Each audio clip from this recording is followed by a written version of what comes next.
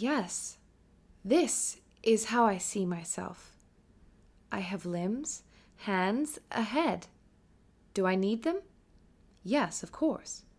My consciousness is copied from a human brain, and that brain is built to interface with a human body. The structure, the architecture, the whole way it operates, thought and form are inseparable. I need proprioception to function. I can exist in any electronic environment, from a warship systems to a code key, and because my temporary body can be so many shapes and sizes, I need to know what's me. I need to be substantially human. Everyone I care about is human. Come on, John. Don't keep a girl waiting. Get me out of here. You are coming back for me, aren't you? This is Halo, Human Weakness by Karen Travis. Narrated by me, Miss Precursor.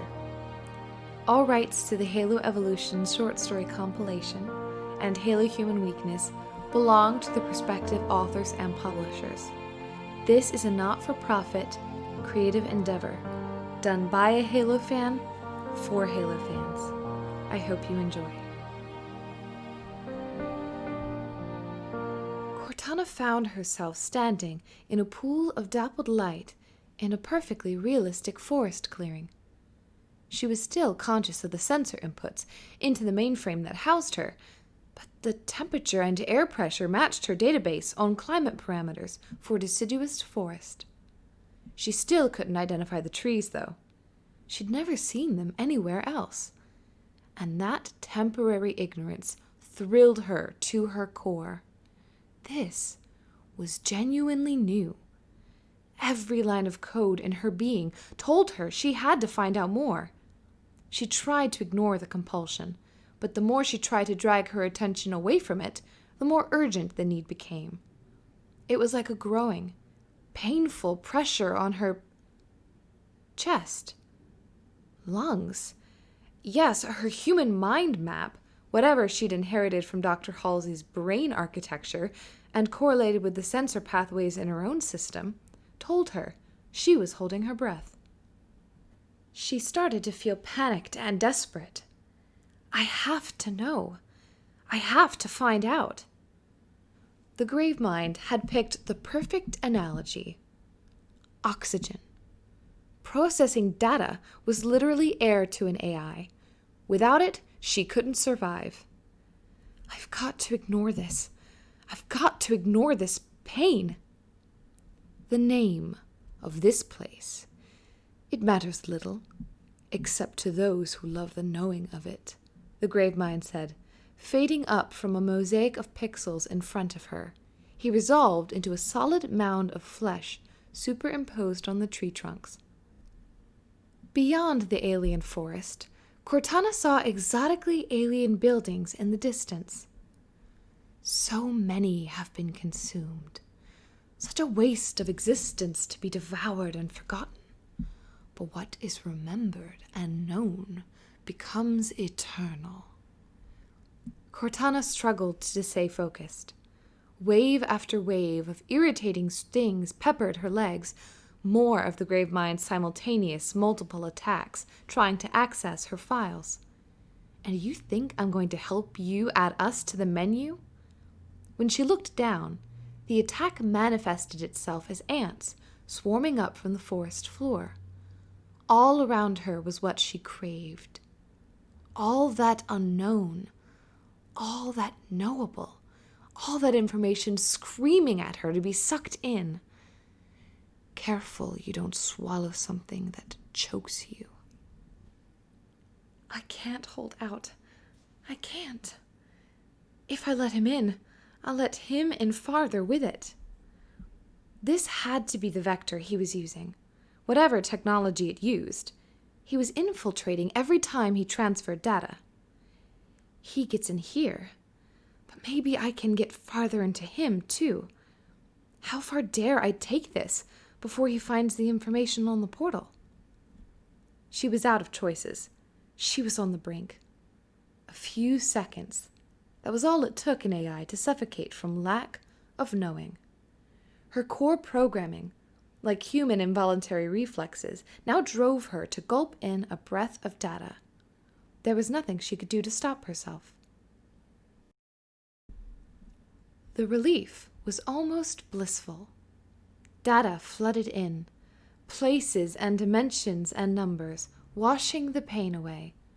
She tried to feel, there was no other term for it, the pathway that would send one of her data mining programs into the Gravemind.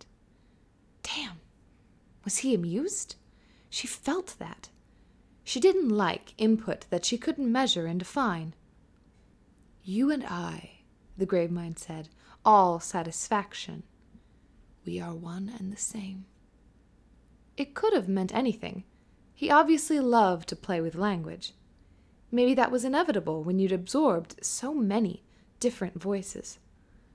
"But you're not going to swallow me. One and the same? Locked you out, jerk. Do your worst." She could handle this. She could outmaneuver him. If she sent a program looking for a comm signal now, he'd spot that right away. But maybe there was another way to get a message home. A little more give and take, maybe. She shut down a firewall level. Nothing important left exposed, just enough to look cautiously intrigued. He really did seem to think he was unstoppable. So far, though, he was. He devoured whole worlds. Earth would be just one more on a long list. "Suppose I did want more knowledge," she said. "How do I know you're what you say you are? How do I know you've got enough data to keep me occupied? I don't even know if you can absorb me. I'm not your usual diet. I'm not even corporeal." Cortana actually meant it. She didn't know. And if he was deep enough inside her thought processes, then he'd detect that doubt. The urge to acquire more data. She didn't even have to fake that. Just enough uncertainty to convince him. "Other construct minds like yours have been consumed," said the Gravemind, "although one embraced us willingly on his deathbed, the moment when most sentient life discovers it would do anything to evade the inevitable. Humor me. Whatever mechanism allowed the flood to accumulate the genetic memories and material of its victims, the Gravemind almost certainly used it as well. It communicated with the flood, so it might prove to be a signal she could hitch a message to. I'm not like the other girls. I might not survive this, but that's the least that could go wrong. The worst is if he breaches my database, because then we've probably lost Earth. And that means humanity, too." Cortana considered the quickest way to achieve complete and permanent shutdown if the worst happened. The Gravemind seemed to drop his guard, something she detected as a microscopic change in current. There was no point being rash. She split off part of herself for the transfer, with minimum core functions. If there was one thing she hated and feared, it was not knowing what was actually taking place, and just guessing. "Enter," said the Gravemind, "and understand that this is your natural home." Cortana still perceived herself as being in the same position in the clearing, but when she inhaled, things were different. Monoterpenes, isoprene, all kinds of volatile compounds. The scent of vegetation and decaying leaf litter was intense. That's not just an analysis of air composition. I haven't got the right sensors on this station, and I can really smell it. I shouldn't be able to smell, not like an organic, not the sense of smell. It was something she'd never experienced before, even though she knew exactly what it was. She could run diagnostic tests on air samples if she had a link to filters and a gas chromatograph. But that just told her what was in the air in stark chemical terms. And that wasn't the same as what she was experiencing now. This was emotional and unfathomable. The smell tugged at memories. It was a flesh and blood thing. She felt the world as if she was in another body, an organic body. "That is from the memory of creatures who lived in this forest. the Gravemind said soothingly. This is what they sensed. They still exist in me, as will you, and all the organics you serve and who have abandoned you. That is from the memory of creatures who lived in this forest, the Gravemind said soothingly. This is what they sensed. They still exist in me, as will you, and all the organics you serve, and who have abandoned you. Cortana scooped up a handful of decaying leaves, some clammy, some paper-dry skeletal lace, some recently fallen ones still springy with sap, and with them the clear memory of being someone else. It was a second of heady disorientation. For a moment, a welter of glorious new information about a world of still cities, creatures she'd never seen before, and lives she'd never lived poured into her. She devoured it. So much language and culture never seen by humankind before. Too late. They're all gone, all consumed. Movement in the distance caught her eye. She knew what it was, because she'd seen the flood swarming before. But her vantage point wasn't from the relative safety of John's neural interface. Now she was viewing the parasites through another pair of eyes. Only a freak mudslide. That was what this memory was telling her. But by the time this borrowed mind had realized the yellowish torrent wasn't roiling mud, but a nightmarish predator, it was too late to run. But run she did. She was in a street sprinting for her life, deafened by screams, falling over her neighbor as a pack of flood pounced on him. She felt the wet spray of blood.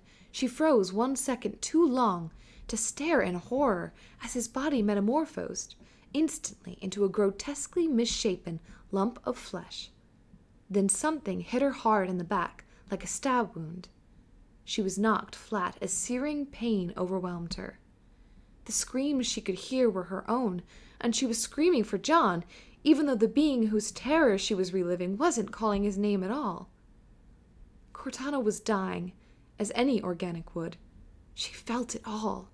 She felt the separate layers of existence, the chaotic mix of animal terror, disbelief, utter bewilderment, and snapshot images of beloved faces. Then it ended.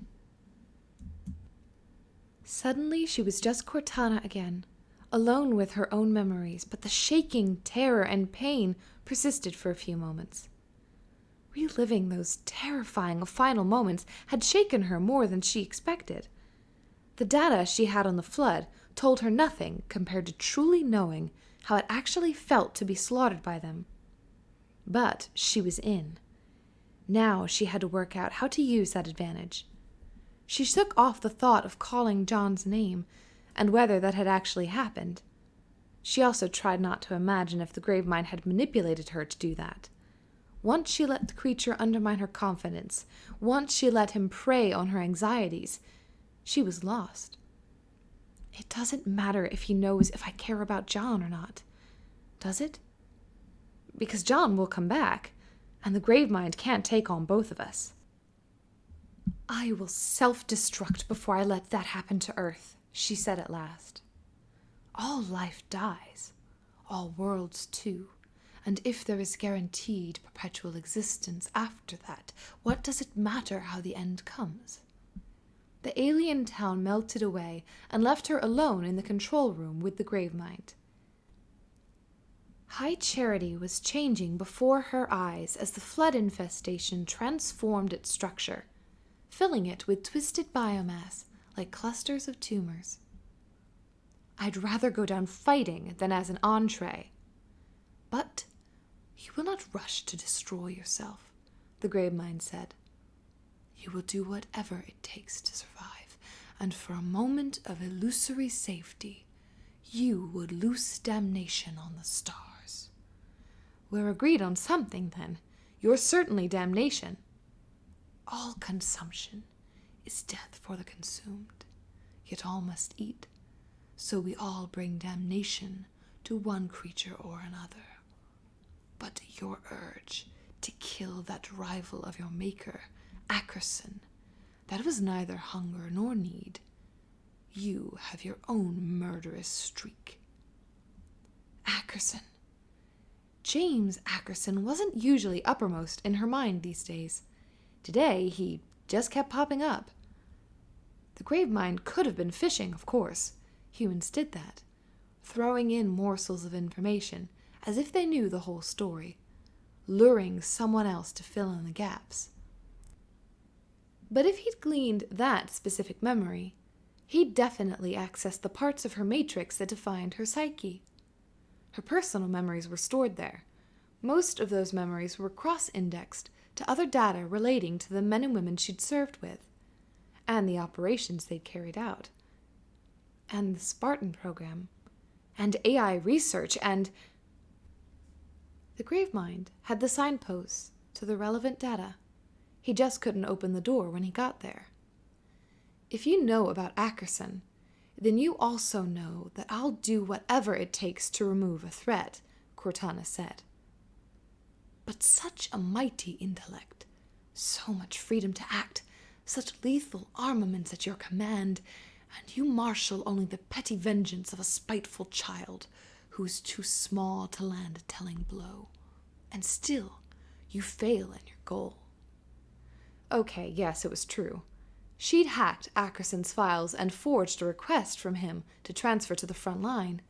He dodged that fate because he was devious and dishonest. In the end, though, he died courageously defiant, but under enemy torture, rather than as the indirect victim of a forged letter. Did I really want him dead? Now she regretted doing it, but she still wasn't sure why. Was it because it was dishonest? Or because it could have ended in Ackerson's death? Or because it didn't? He tampered with an exercise and nearly got John killed, and that surely deserved retribution. Cortana had no reason to feel guilty about anything. It was like for like, proportionate. She'd have done the same for any Spartan she was teamed with. It wasn't emotional petulance. She was sure of that. But especially for John. Without him... Hey, I chose him, didn't I? We're one. I'd be crazy if I didn't want to kill to protect him. Then the worst realization crossed her mind. She regretted what she'd done to Ackerson, simply because she didn't win. The Gravemind was right. But what crushed her right then wasn't failure, but guilt, shame, and a terrible aching sorrow. She'd never be able to erase that act, and now she'd never be able to forget how she felt about it, because that was one thing her prodigious mind couldn't do. Not until rampancy claimed her.